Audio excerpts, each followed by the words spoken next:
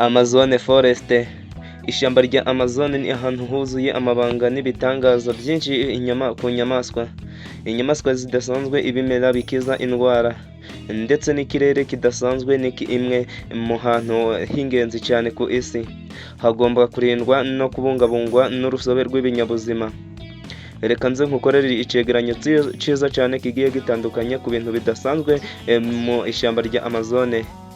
Nkwibutsa gukanda subscribe niba ari bwo bwa mbere wasura ino channel yacu ya Rumuri TV 250. Nje nitwa Dizzyboy w'Abanyarwanda, intumwa y'Abanyamusanze. Ese guys, waba wamenye ibintu byiza cyane naba naguteguriye hano ku Rumuri TV 250? Mu byo naguteguriye ibintu bidasanzwe bibera mu ishyamba rya Amazon.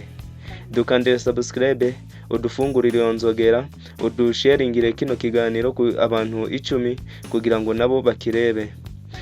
Reka tugaruke ku mwanya wa mbere, turebe ku mwanya wa mbere inyamaswa cyangwa se ibintu byiza cyane biranga byiza cyane byaranze ishyamba rya Amazon cyangwa se bibera mu ishyamba rya Amazon. Ku mwanya wa mbere tuza gusangaho inyamaswa zidasanzwe cyane. Amazon ibamo inyamaswa zitandukanye cyane, zimwe muri zo zikaba zidasanzwe ku isi. Ese waba wamenya izo nyamaswa zidasanzwe mu ishyamba rya Amazon? Turaza gusangamo inyamaswa yitwa Green Anaconda, inzoka nini cyane ku isi ishobora kurya n'inyamaswa nini cyane. Turaza kubusangamo indi nyamaswa yitwa Jaguar, inyamaswa y'inkazi cyane mu ishyamba.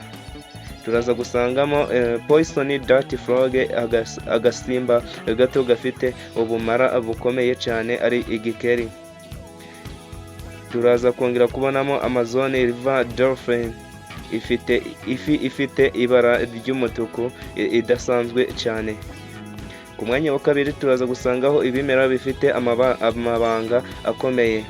Ese waba wifuza kumenya amabanga y'ibyo bimera byibera mu ishyamba rya Amazon?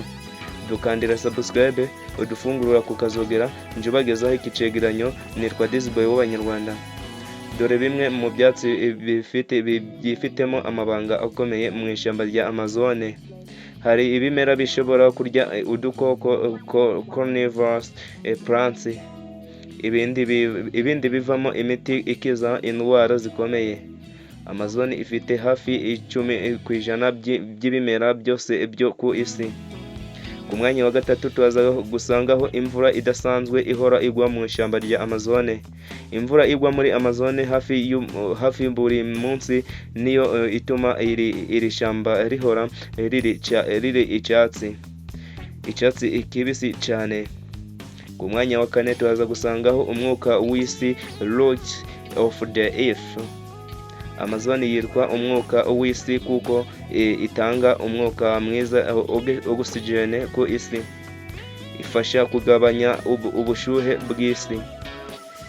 Dukandire subscribe, udukandire like, udusharingire abantu 10 kino kiganiro kugira ngo ibintu bize kugenda neza cyane. Je nitwa Dizzyboy w'Abanyarwanda.